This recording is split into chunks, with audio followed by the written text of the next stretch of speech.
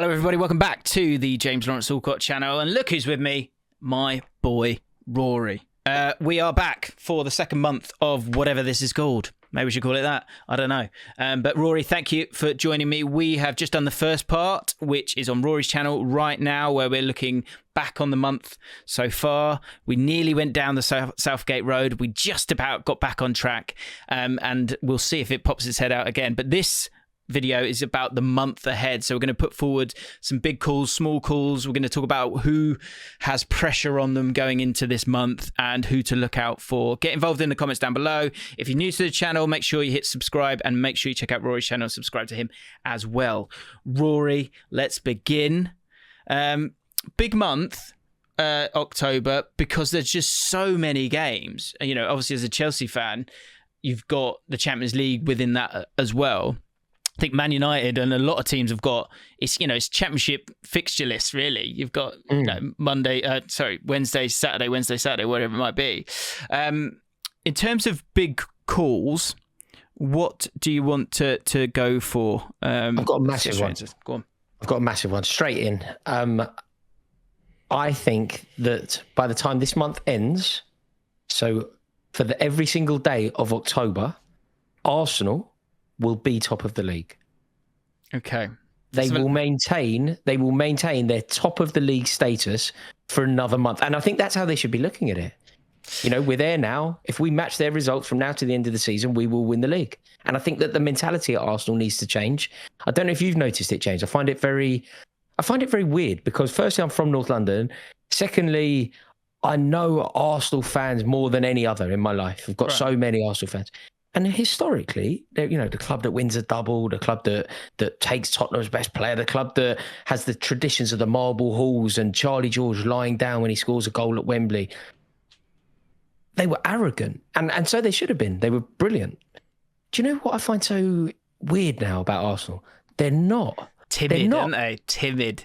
They're timid. Because, well, do you know what tells you the story? They've got, the song that they sing, and the song historically goes, and so, whoever you support, are going to win the Football League. They've changed the words. They're singing, and Arsenal are going to qualify for the Champions League. Are you serious? They're going to make the Champions League. Arsenal are going to make the Champions League. Yeah. And you're like, hang on a minute. Oh, dear. Well, I think now that the belief among Arsenal fans should be, we're going to win the league. And if they can end October, you're going into November, World Cup month, top of the league, that will, I think, start to have an impact on the belief levels at Arsenal. Yeah, I'm intrigued to see when... So, yeah, I think you're right. Arsenal fans are very, very timid about this. And I get it. It's 8 games, right? What a question I have is, like, first of all, I think you've done a video on it. It's an obvious video to do. Like, are they title contenders or not? Yes. Yes, they are. Yeah, and I think in particular for me, if they play Liverpool and beat Liverpool, you have to say it with your chest, because here's the thing that people forget, right? You can only get 3 points when you win a game, okay? Yeah. And for Man City can be miles better if you want, and they can pump Arsenal. And pump Man United and whatever. Yeah, and you only get 3 points. You only get 3 points. And Arsenal, it's funny, isn't it? Because we've all given up on the league, or there being a title race, haven't we? We all go. You said it, a month ago. I completely agree with you. This is going to be a procession. We've said it. We've all been consistent with that. They're second. They're still second, right? Second. And that goal difference of plus 20 to plus 12 does tell a story.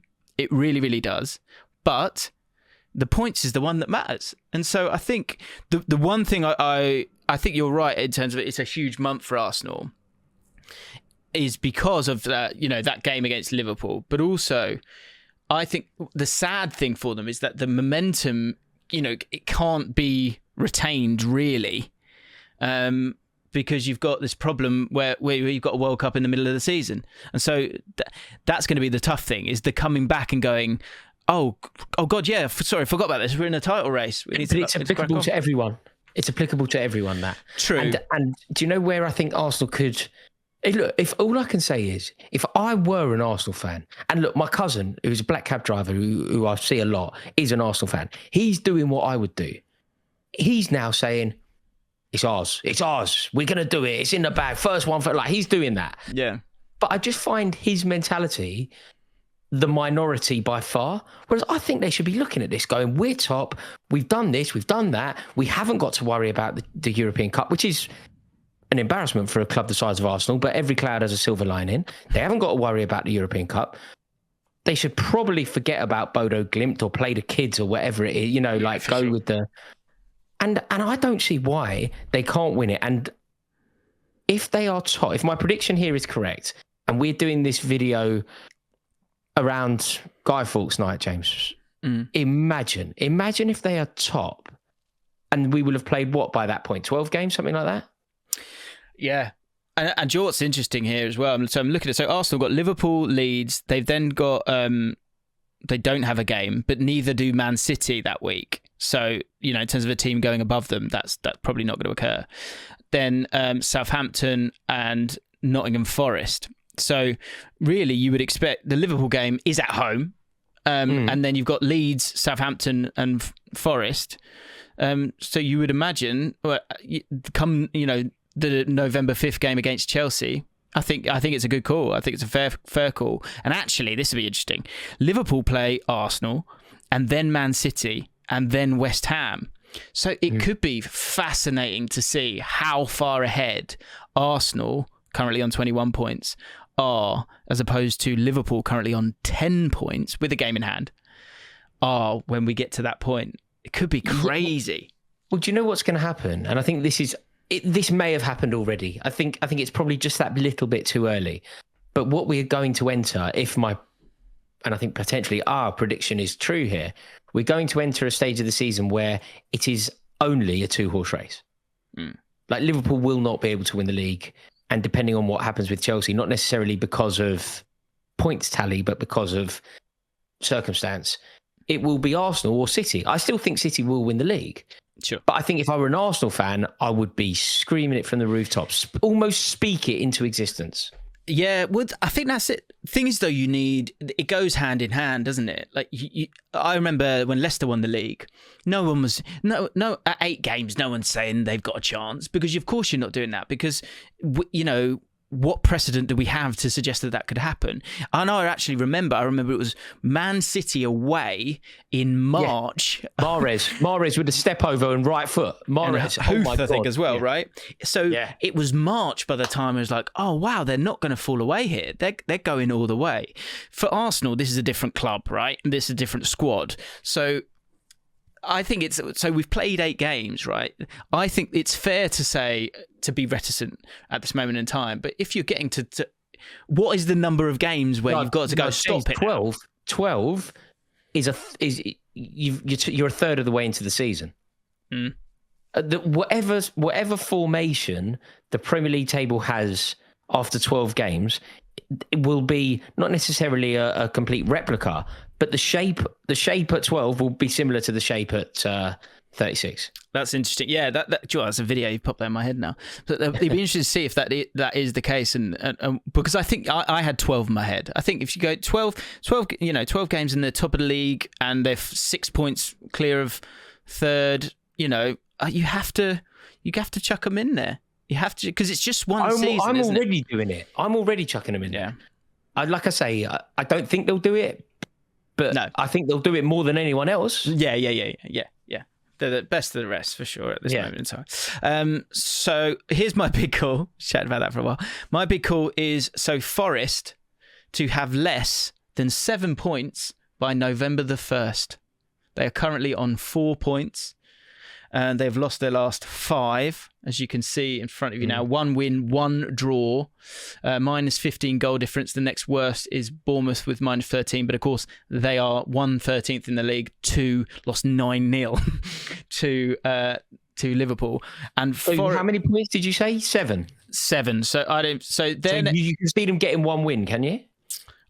I think they'll have less than 7. So I think they'll have no more than 6. Right, okay. So no more than 6. Ooh. So their games coming up, they've got Aston Villa at home, which feels like a must-win with the feeling around Gerrard at the moment.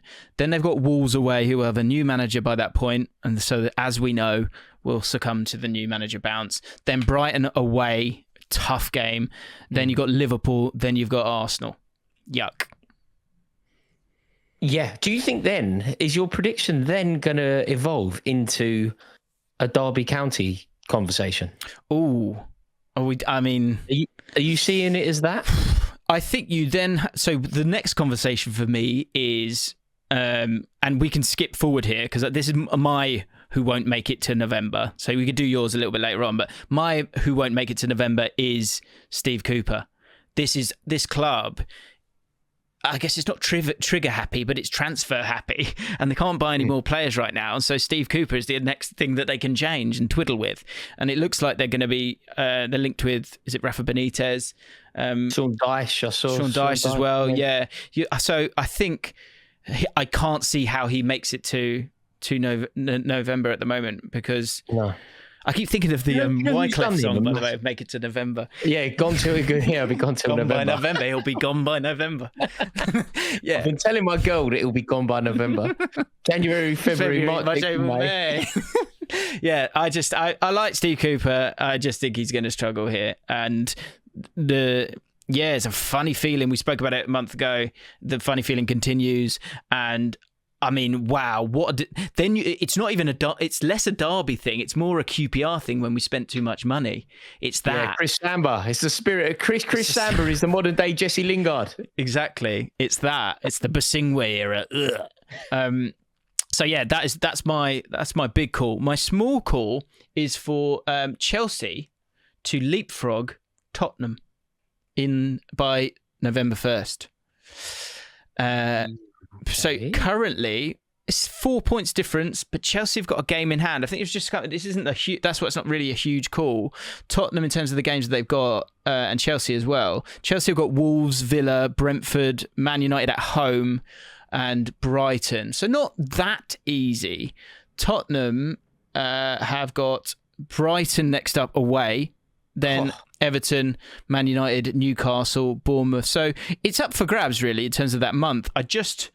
I'm not totally feeling it with Tottenham. I've got to be honest.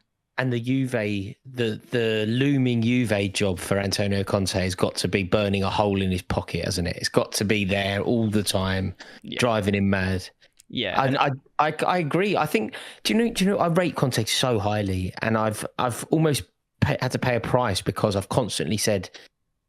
Often I've been right. Like I said that the second that he came into Tottenham last year, I said they'll make the Champions League. Nobody TikToked that. But equally, I thought that he would get the better of Arteta at Highbury the other day, and obviously he got nowhere near it. And some of his conversations afterwards, I saw, obviously they got a fairly pitiful draw away in Germany the other night. His comments afterwards, just a little bit spiking because I know him so well and annoyingly love him so much. You know how, James, I imagine that if your missus is in a bad mood.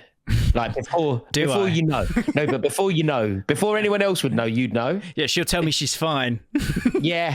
And everybody else will believe her, but you'll know. Right, and you know about I'm Conte. like that with Antonio Conte. Here's a question that popped into my head. Do you think he's a loyal person? No. He is a complete charlatan. Right, and that's not pretty. You find that charming, don't you? He should change his surname to Iscariot. These are big words I don't understand. Mate, like Judas Iscariot. Think about who he's managed. He's managed Chelsea. He's managed Tottenham, which is absolutely unacceptable. Right. Look at what he's done. He started that era of Juve dominance over a decade ago. When they won 9 or whatever. He started that era. He bloody ended it. He went back with Inter Milan and ended it. True. No principle, but a wonderful manager. It feels like this isn't a fair take, but I'm gonna say it. It feels like Mourinho light. Do you know what I mean? Like he's not as angry or as Machiavellian as Mourinho, but or as good. He's not as good either. Like that's crucial here. He's not as good. That's a take. Let us know in the comments below. Is Mourinho a better manager than Conte? Let us know.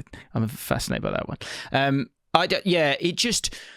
He's just a bit. He's just angry. Just seems angry with Tottenham, and I think he's a bit like hurry up and win Tottenham.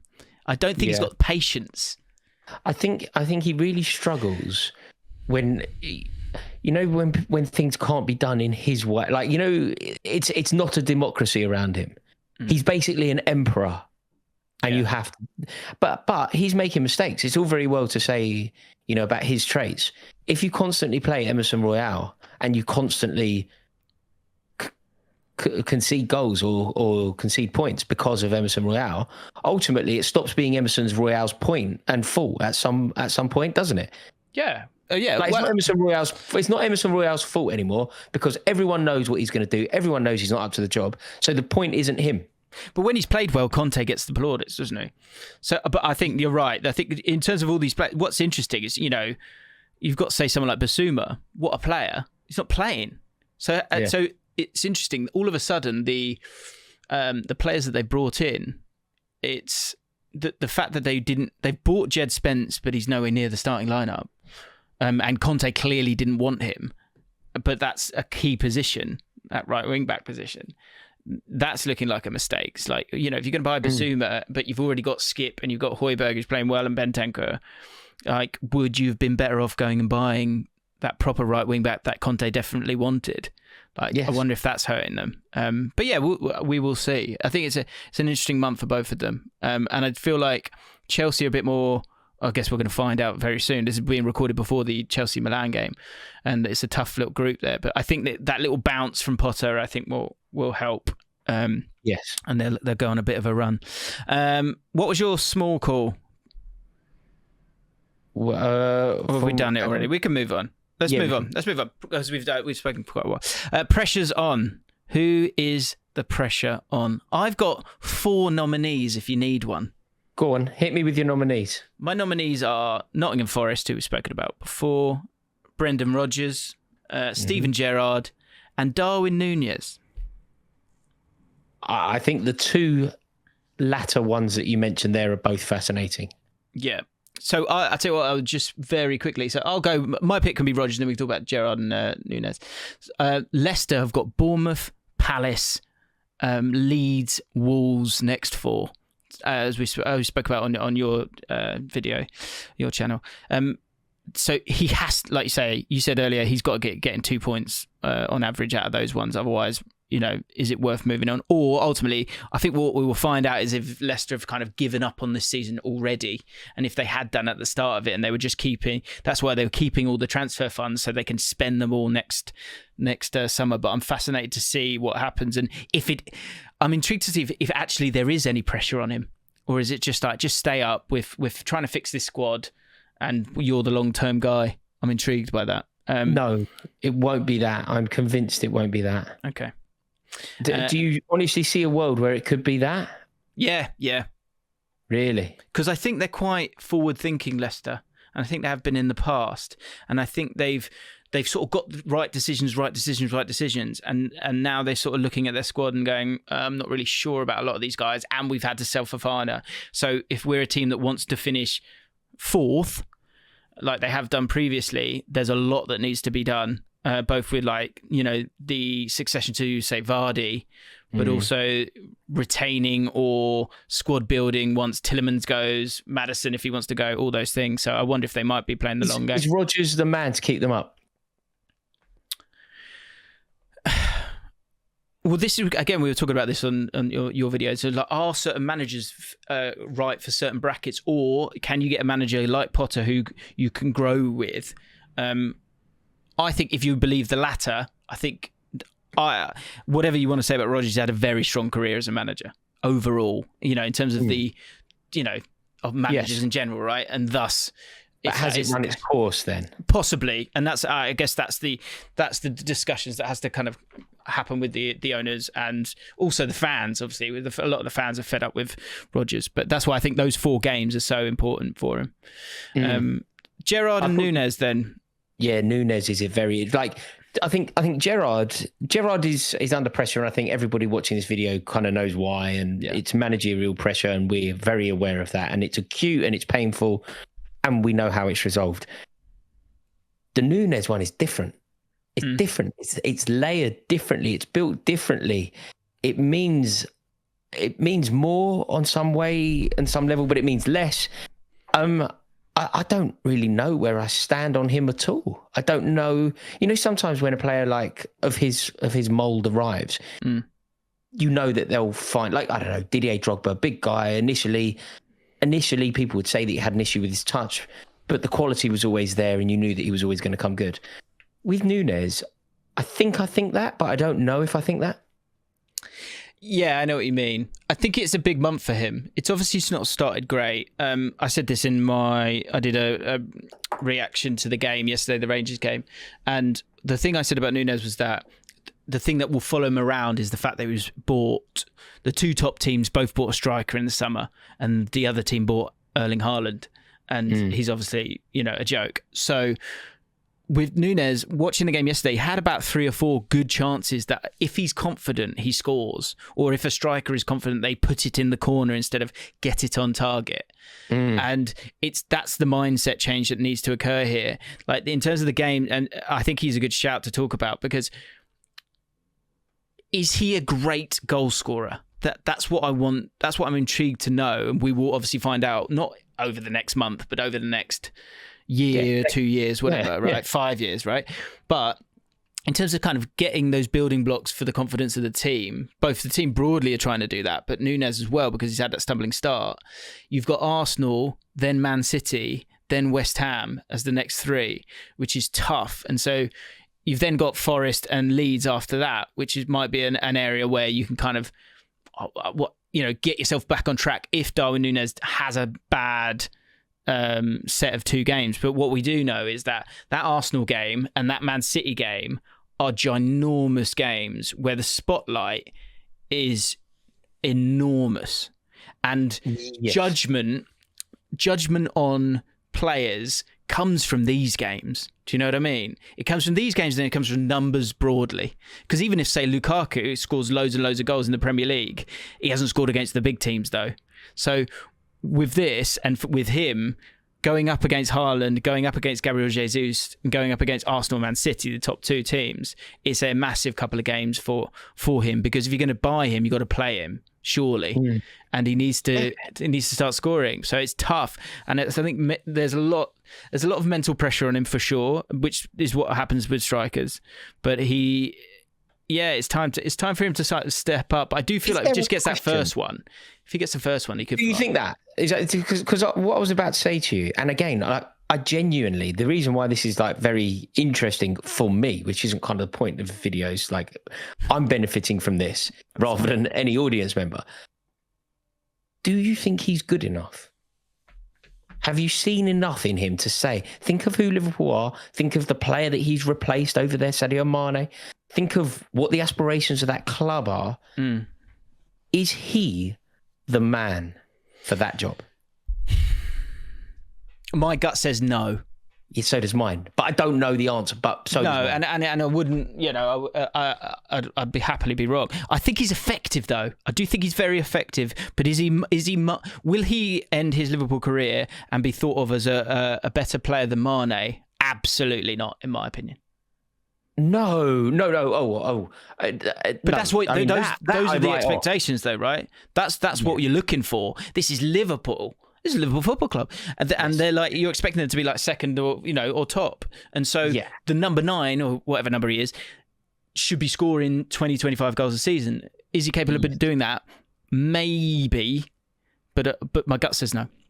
Yeah, so does mine. And you are right. The pressure is on him because the other thing that is so linked to him, everything that we've said about him as an individual is applicable to Liverpool. So he needs to get it right. He needs to do this. He needs to do that. We need to see improvement from him. He needs to elevate his performances. It's all applicable to the club. And when you are... If he does it, I think the club will improve. If he scores goals, Liverpool will win games. If he doesn't, Liverpool are currently languishing in 8th? If he doesn't start scoring, 9th. If he doesn't start scoring, I don't know where Liverpool are going to finish this season. It's so linked to him. It's tough. But I mean, that's, you're a striker and you go into big clubs. This is just part of it. You just that's something that sadly you have to deal with. In terms of being on who to look out for this month, I'll go first. Crystal Palace. I think this is a huge month for them. I think there's a lot of good feeling around them as a club. I think people are excited about how they want to play and the players they want to play. And if you saw it against Chelsea, actually, Eze was playing in midfield, part of a midfield too, which was ridiculous, which I love. Like, you want to see all that, and you want to see, these young English players playing as well, which is great. It's great to see. But in terms of their games, I was looking at their fixtures: Leeds, Leicester, Wolves, Everton, Southampton, all in the month of October. Huge month for them, because if they go on a huge run and get 12 points from those games, that they could hit 7th. But if they don't, then they're going to sort of not hit the heights of what I think tentatively Crystal Palace fans want to be excited, and they feel like they could be with this squad. And so I think they're a team to look out for in terms of that cluster of games this month. Do you think they pull away from the relegation zone, Palace? Yeah. I do. I like them. I like them, but they haven't proved it to the world yet. For me, do you know who I think we need to look out for? Who? Harry Kane. Like, Harry Kane's had a decent enough start to the season, but he's currently languishing in second in the top goal scorer chart. He is like, Haaland scored double what Kane has scored, and Kane's had a good start. That's over though, isn't it? Like, it's a top goal scorer is over, isn't it? Yes, I think it is to everyone apart from Harry Kane. I don't think Harry Kane will be looking at it that way. Sure. So I think that Harry Kane will really burst into life this month. Put the afterburn ahead of a World Cup as well. That's kind of part of the rationale. Okay. Last one. I said Steve Cooper for who won't make it to November. Who do you think won't make it to November in terms of managers? Because we are still in second season. 'Tis the season. I mean, Rodgers. You're just going to stick with Rodgers every month? Yeah. Until he's gone, yeah. But this is the last month. Like, he'll be gone by the end of this month. I'm convinced about it. He'll be gone. Do you... Who have you gone for here? So, yeah, Steve Cooper, I think, is You're going for Cooper? Yeah, I'm going Rodgers again, man. No, I get it. I just... if he's not gone in a month's time, obviously, the result and the results have been so. Then I think that what I was saying in terms of that ownership strategy, I think that must be in place then. If he does hang in there, because Leicester City generally should be hoping. But I just feel like I think that whole club is aware enough to understand that the squad's at the end of a bit of a cycle here, and I wonder if that's what they're doing, because that does make sense to me. Because I think sometimes that finishing 9th and finishing 17th, like, I get, obviously from a money point of view, there is a bit of a difference, but overall, if you're taking a step backwards to go forwards, and you think Brendan Rodgers is that guy, then if he's still here in a month and the results are so, then that's why I think. Yeah, that I would agree with. So we'll see. I think big month ahead though. This is going to be good, isn't it? Just before the World Cup lands, everybody's going to be getting doing as much as they can now to make as much impact as possible. Absolutely. Mate, thank you so much. It's an honour. It's easy, it's fun, it's enjoyable. So Rory, of course, has done a video on his channel talking about the month just gone, so go check that out. I thought it was decent. So go check that out. It. Thank you so much. Guys, subscribe to the channel, subscribe to Rory's channel, hit the like button on both of those videos. Just use your fingers, okay? Enjoy, and I'll see you next time.